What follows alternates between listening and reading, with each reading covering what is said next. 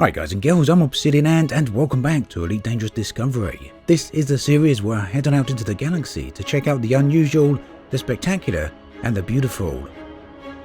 Today's episode is going to be a little bit different because there's a subject that we really do need to discuss, and that is the subject of exploration. Or perhaps we could argue the lack of it. But before we get to that, let's remember that Elite Dangerous is perhaps one of the best games out there for exploration.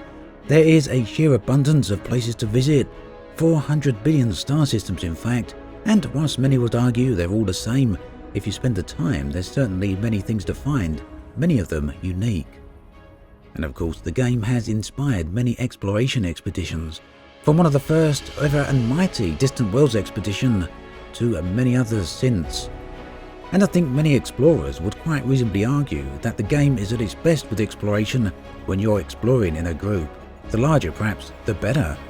It really does take a special game after all to keep so many players out here exploring for hundreds of hours. And that really is a testament to the wonderful galaxy that Frontier have created here. After all, the exploration game mechanics are severely lacking, so the fact that so many people do spend so much time out here does speak volumes. Yet it cannot be denied that exploration in particular is lacking depth.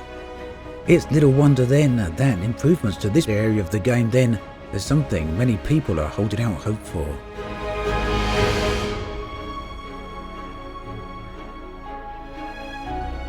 So here I am then once again heading towards the galactic core, and I'll admit that finding the motivation to keep pushing forward can sometimes be very difficult. The truth of it is I've been at this for a number of months now, and really I could be there in a number of hours if I really pushed my mind to it. Yet you've got to admit, regardless of how we look at it, hours is indeed a significant time investment.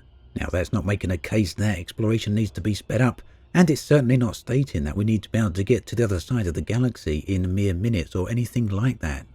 However, what it is saying is that the payoff needs to be worth the time invested. Now for me, one of the payoffs is getting a view like this. Coming here above the galactic core gives you a spectacular view, and this in itself is certainly worth spending a number of hours travelling to me. Not everyone is going to feel that way though, and one of the reasons for that is the lack of gameplay and the lack of game mechanics that can be employed on the journey. And for other people, it's going to be what they perceive as a lack of content. After all, many of the planets within the game now look like this. You can travel for thousands of light years in any direction, and pretty much every planet is going to look more or less the same. And it's certainly not always been that way. If you go back to my earlier videos, you will notice a marked difference between what was then and what is now.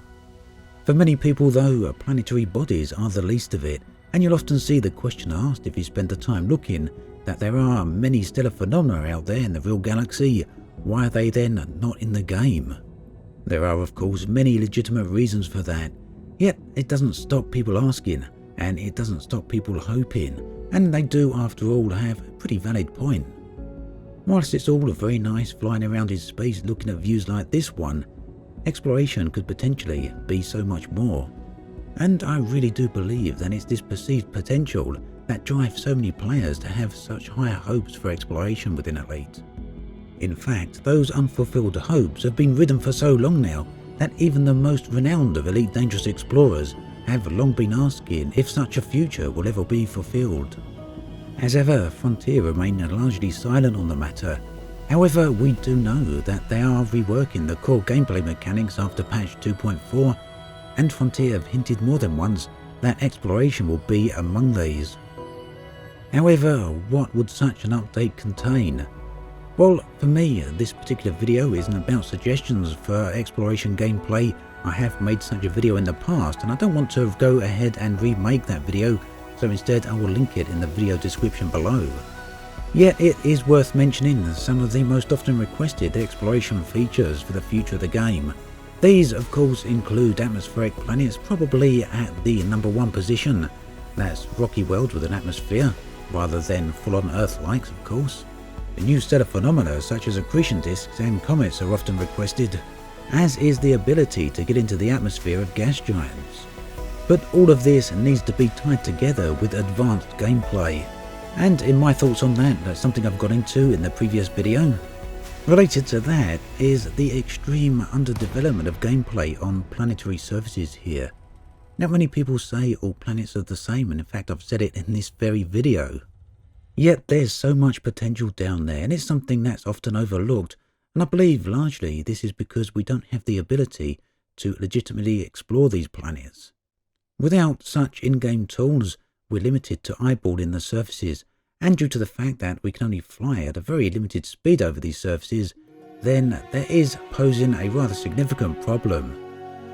If in some imaginary version of the game we gained the ability to fly over planetary surfaces at a much higher speed, we'd no doubt gain a very different perspective as to what we could expect from planets as they already stand in the game. The problem is that we cannot do that. The problem is that we don't have in-game tools to substitute that ability.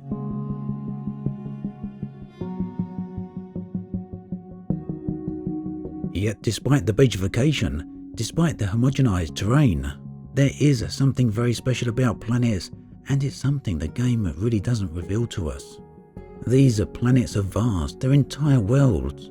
They're empty, yes, but travelling across one of these is akin to travelling across an entire galaxy.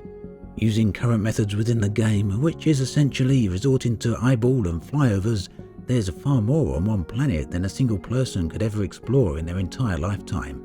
Yet it never feels that way.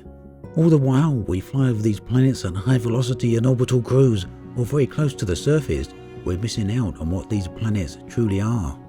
They're places for exploration in every single sense. Whether you're searching for that new and inspired landscape, whether you want to catalogue the geology of a planet, and from there the entire star system, or whether you're in search of extremely rare resources, planets are the answer. The only wonder of it is why this is not truly the case with Elite Dangerous.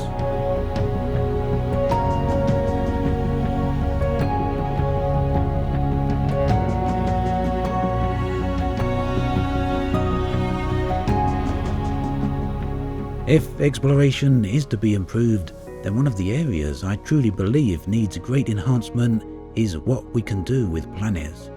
They were arguably the best update of the Horizon season, and they were arguably the least utilised update. If you're interested in improvements to exploration, I'd love to hear from you.